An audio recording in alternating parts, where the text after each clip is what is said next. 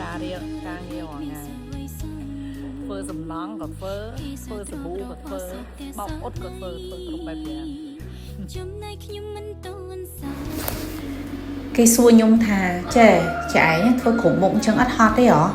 ខ្ញុំចង់ប្រាប់ថាការងារធ្វើវាហត់គ្រប់អាមុខអញ្ចឹងក៏ប៉ុន្តែសំខាន់តើការងារហ្នឹងវាជាការងារដែលយើងស្រឡាញ់កម្រិតណាតើយើងយកអ្វីទៅធ្វើដូចជាស្ដែកដូចខ្ញុំអញ្ចឹងចាផលិតសាប៊ូផងបោកអ៊ុតផងចាអញ្ចឹងប្រហាត់បរៀនទៅលើអាជីវកម្មបោកអ៊ុតទៀតចាខ្ញុំធ្វើខ្ញុំសប្បាយចិត្តនៅពេលដែលខ្ញុំសប្បាយចិត្តណាខ្ញុំធ្វើអីក៏វាអត់ហត់ដែរដោយសារតែការងារដែលយើងធ្វើឡើងហ្នឹងវាចេញពីបេះដូងរបស់យើងចាដូចរាល់ថ្ងៃអញ្ចឹងខ្ញុំចេញពីហាត់ប្រាណមកខ្ញុំទៅមើលរោងចក្រផលិតសាប៊ូអញ្ចឹងទៅចាទៅមើលការងារទៅយើងធ្វើអានេះយើងធ្វើអានោះយើងធ្វើហើយយើងសប្បាយចិត្តហើយអ្វីដែលសំខាន់ណានៅពេលដែលដំណើរការសិប្បកម្មយើងដើរល្អនៅក្នុងស្រុកណាវាជួយដល់បងប្អូនប្រជាពលរដ្ឋខ្មែរឲ្យគាត់មានការងារធ្វើជាក់ស្ដែងបងប្អូនឃើញកន្លែងសិប្បកម្មរបស់ខ្ញុំយ៉ាងតិចក៏មានបុគ្គលិក 4-10 នាក់ដែរចានេះហើយគឺជាកម្លាំងដែលគាត់ដែលយើងអាចជួយទៅ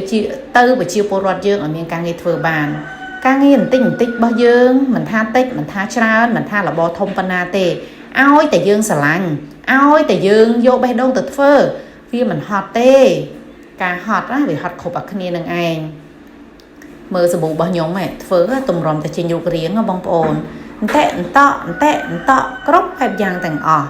ក៏ប៉ុន្តែនៅពេលដែលយើងបានលទ្ធផលមួយ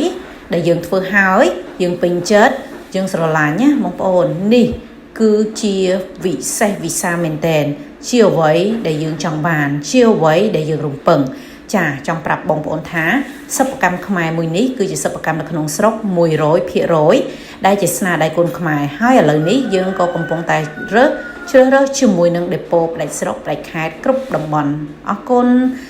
មែនទែនសម្រាប់បងប្អូនដែលតាមដាននិងមើលជាមួយនឹងវីដេអូមួយនេះអរគុណបាយបាយ